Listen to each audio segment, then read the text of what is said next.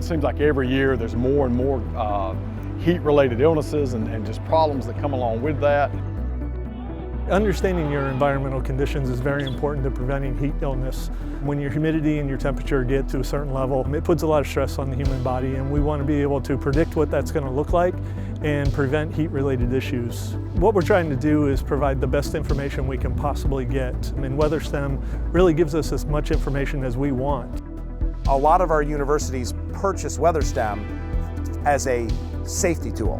But then they quickly realized that it's also a very powerful educational tool that's used in the classroom. And a lot of universities' athletic programs really like, here at Carter Finley, like having it at their football stadiums.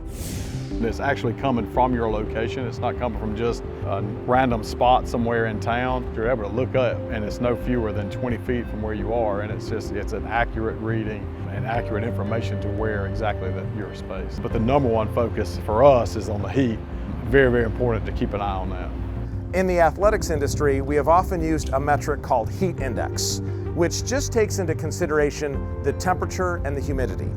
Well, it turns out there's more to keep in mind. There is the amount of sunlight that we're getting, and there's also the wind. So there's a more complete metric called wet bulb globe temperature that takes all of those factors into consideration. So here at Carter Finley, we're actually making all the measurements to compute wet bulb globe temperature at different parts of the stadium.